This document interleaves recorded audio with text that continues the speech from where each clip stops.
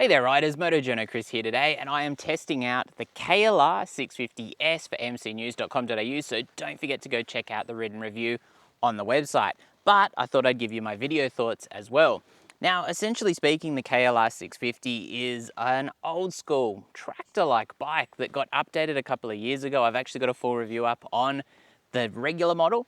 This is the S model, and what the S stands for, I would assume, is probably short or shorty or small. It is the low seat height version, and it is designed, and I think this is a really cool and quite a smart idea from a manufacturer, to offer a bike which is significantly lower and to appeal to shorter riders who need the bike to be lower. Now, the KLR650 is largely unchanged except for those modifications done to do that, which does affect the overall bike quite heavily. And I was quite interested jumping on the bike to see just how big a change that was. And I do think it is very, very much warranted because they've dropped the seat height from 870 mils, which is quite high, especially for shorter riders, down to a very manageable 815 mils. And that does mean some compromises in other areas, but overall, the bike is still a really, really good thing. And these are about 11K here right away in Australia, so the value is very, very good. They are, in many ways, a basic machine. They are a workhorse, they're very utilitarian, and that is reflected in the fact that Kawasaki didn't put all the bells and whistles on this bike. But when we look at the bike and when we look at the history of the bike, the reason it's done so well is because it doesn't have those things. It is, as I said, a real workhorse. And the KLR650S certainly falls into that same category. It is just much, much more suited to a shorter rider. And I'm going to jump on the bike right now. Now, obviously, I've got my City Adventure 2 boots on, so they do give me, a nice bit of extra height. But this bike is super, super manageable. At 815 millimeters, while the seat is a little bit on the wider side, and you've got quite a wide and big tank here, a 23-litre tank, and quite a wide seat as well, even though there's not a lot of padding on it. They've actually changed the padding to try and give a bit more support, a little bit more comfort, despite the fact that the seat is quite small in comparison to the regular model. And then we've just got kind of an easy reach to the bars. We've got an easy reach to the ground. I've got a 32-inch inseam, so that's very, very easy for me. I didn't really have any problems with the full-size KLR. However, on this, it just feels like a much, much more manageable bike. And actually, while the center of gravity's only probably been brought down maybe 35 mil, which is not a lot, it's, what is it? It's probably like that. The bike actually does really feel quite different. It feels quite light and quite easy to handle as a result.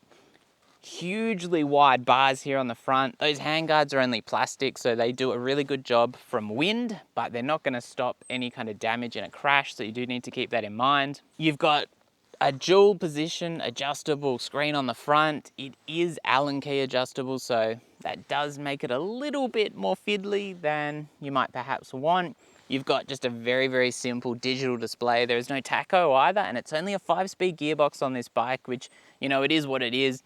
Now, I will say 210 kilos, I really didn't feel it until I was actually pushing the bike around here, and it was still relatively easy, which is good. This is, a bit of gravel, but pretty hard packed gravel. So in that regard, quite easy. Obviously, if you are a shorter rider and a smaller rider, picking the bike up may be a bit of a concern. If you're talking about the real adventure side of things, that is just part of the, adventure kind of envelope. And so that's gonna be really more down to technique than anything. This is on the heavier end of things as far as like a dual sport. On the adventure side of things, it's pretty normal. 210 kilos with the 23 litres of fuel, or at least 90% of it, is pretty decent, I would say. So yeah, I definitely think if you're a shorter rider and you're looking for quite a formidable adventure bike, this is probably going to be one of the better ones to think about. 815 millimeter seat height is much, much lower than something like a 390 Adventure, and most bikes do get a fair bit taller. And yeah, there's good wind protection. The bike feels nice and roomy. I will say, for me, obviously I'm looking well over the screen. If you're much shorter, then you'll perhaps, especially if you put the screen up in the higher position, which I'd recommend. I haven't done it yet, but I think that's probably worth doing. You'll get a bit more wind protection, which will make it a bit more comfortable on the freeway. It'll do 110, 120, a bit over that quite easily, so certainly overtaking and things like that. No drama whatsoever. And The seat is a little bit on the hard side. Obviously, nice big rack on the back, which is ready to take a top box. Unlike the Adventure version, which is about 900 bucks more, you aren't getting any panniers, you don't get a top box, anything like that. You're not getting all the little extras, and the S doesn't come in an Adventure version, so you would need to buy those extras separately. But the way they've lowered this bike is in the suspension. So you've lost suspension travel, which is about 30 mils on the front, maybe 25 mils on the rear or so. And that does bring the bike down overall. You do lose a little bit of the plushness or the softness in the suspension. However, I haven't really found it that much of a problem. Over some of the big bumps, I was just standing up to really just get the weight distribution a bit better on the bike, and the suspension handled everything really, really well. And certainly through the twisties, I'd almost say the shorter travel suspension was a little bit preferable, just because the bike is a little bit more hunkered down. We do see the actual geometry of the bike slightly changed as far as the rake and the trail. You're still running the 21 front, the 17 rear, but obviously with the change in the height, that has slightly tweaked it. It's still a really good handler. You know, you'll have plenty of fun riding one of these through the twisties. Obviously not super fast, but you can certainly carve up the twisties quite easily, up to a pretty reasonable speed, I'd say, and have heaps and heaps of fun on one of these. It is all about the torque. Being a big single, it's got about 50 Newton meters of torque, only about 40 horsepower, I believe, but still nice and reasonable for a lamb's bike, and more than you'd probably need in most of those conditions. Certainly until you get ready to upgrade if you're looking for a really super duper adventure bike. I think this will tackle everything well. And honestly, just like when I tested the KLR650, I was quite surprised at how easy to ride this thing is. I'm not a huge adventure rider, I'm not a huge off-roader, so that's definitely a weakness for me. And so one of the big aspects that stands out to me is the level of confidence the bike gives me for my quite pitiful riding skills in those conditions. So when I jump on a bike and go, wow, this thing feels stable, very, very responsive, it's not scaring me, which is always a good thing, particularly if you're pushing a little bit harder, then that gives me the idea it's probably going to be a good bike for a new rider. Certainly on a bigger, heavier bike like this, you are jumping in on the deep end of things a little bit compared to like a little naked bike or something like that. But if you're after adventuring, then this is really what you kind of need, one of these adventure bikes. And I certainly think you'd be pretty happy with one of these, especially for 11K on the road. It's a pretty good value proposition. You're not getting traction control, you're not getting cornering ABS, anything like that. You just get regular ABS. But again, I don't think it's really necessary. In some ways, it's probably preferable in the off-road conditions not to have that.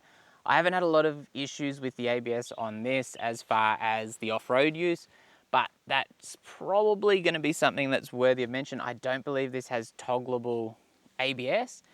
The systems are getting better for the off-road use, but most of the adventure bikes these days have an off-road specific ABS system which turns off the rear. And again, I don't think that's really the case here.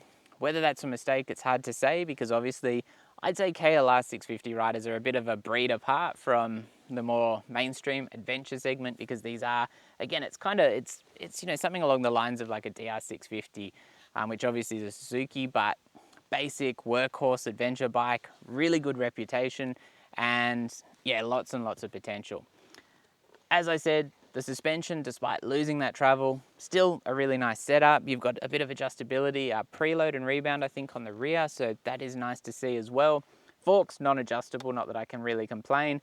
The bike is nicely balanced front to rear. It is a little bit rear orientated like on the regular KLR650, so certainly when I was riding along here, and especially planted down in that seat rather than standing up, I was finding that yeah, it was just a little bit more rear orientated as far as how I was steering the bike, and obviously nice and light on that front end, which is really good.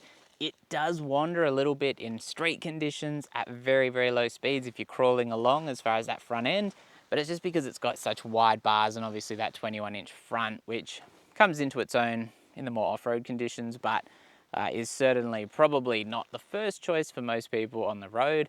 However, this thing actually handles through the twisties. There's a nice little bit of twisties along here. I did have to wait to get a nice clear run, and I had a hoot through there. Really, really good. So I can't really complain. There's very little to complain about. As far as the brakes, single disc on the front, single disc obviously on the rear. Nice, strong, powerful rear brake. Much more bite on the rear than on the front, which again is, I guess, in some ways good. Obviously the gentler front is going to be a bit more forgiving on the dirt, but then the better bite and the more stopping power on the rear is not going to be quite so great on the rear. You're going to have to use that a little bit more carefully unless you're kind of backing it in on the, and like locking up the rear to slide the bike around, but perhaps that's your thing. I'm not quite there.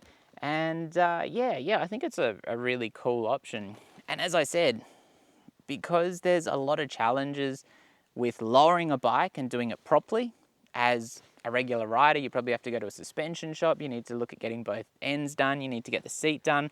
The fact that Kawasaki are offering a KLR650 in the S version, which does all of that for you, it's the same price as the standard version, is really commendable because, again, they're looking out for the shorter riders, the people with shorter legs, who need a shorter motorcycle and making an accessible option for them.